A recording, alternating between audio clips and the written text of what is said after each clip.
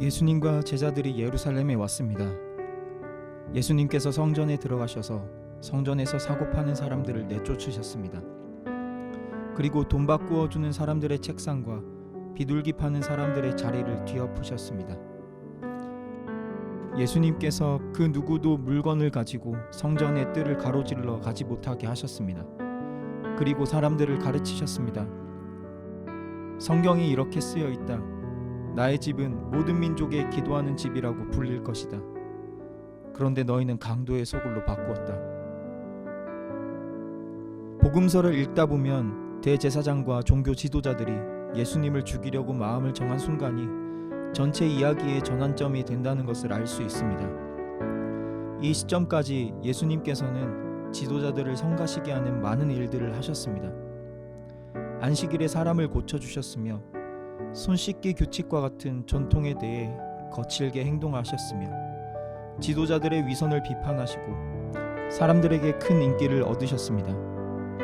또 예수님께서는 상인들을 성전 밖으로 내쫓으시며 하나님의 교회 안에 있는 부정과 부패와 싸우셨습니다.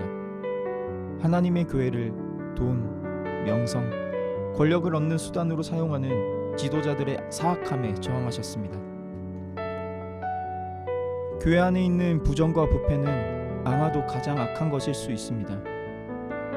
왜냐하면 그런 일들이 교회 안에서는 가장 선한 것처럼 보이기 때문입니다. 예수님께서 내쫓으신 상인들은 돈을 벌기 위해 거기에 있었지만 그들은 희생제사에 쓰일 동물과 하나님께 바칠 제물을 공급하고 있는 것처럼 가장했습니다. 사람들은 하나님께 드릴 희생 제물을 마련하기 위해 이곳에서 훨씬 비싼 가격의 동물들을 사야 했습니다. 또 환전소는 외국에서 온 예배자들에게 유용하긴 했지만 가난한 사람들은 이곳에서 비싼 이자를 주고 돈을 빌려 하나님께 바칠 제물을 마련해야 했습니다. 예수님께서는 그들의 어떤 변명에도 신경 쓰지 않으셨고 그들이 가진 어떤 것들에도 욕심내지 않으셨습니다. 예수님은 하나님의 교회를 다시 깨끗하게 하시려고 했습니다. 하나님의 교회는 돈을 위해서나 명성을 위해서나 권력을 위해서나 하나님의 마음에 맞지 않는 어떤 일에도 사용되어서는 안 되는 오직 하나님만을 위해 있어야 할 곳이니까요. 예수님께서는 여전히 교회에 대해 이렇게 느끼십니다. 만약 여러분이 예수님을 그렇게 하시도록 한다면 그분은 이 거룩한 곳을 깨끗하게 청소하실 것입니다.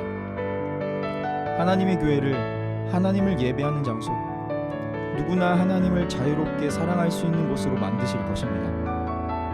여러분은 예수님께서 그렇게 하시도록 여러분의 마음에 예수님을 초대하시겠습니까?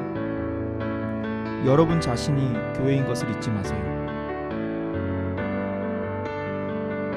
주님의 교회를 깨끗하게 해주세요.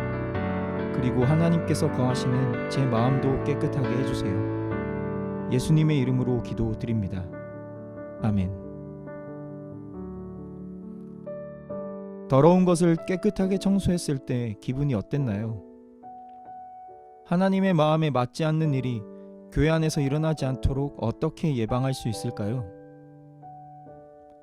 혹시 여러분 안에 깨끗하게 청소해야 할 더러운 것들이 있지 않나요?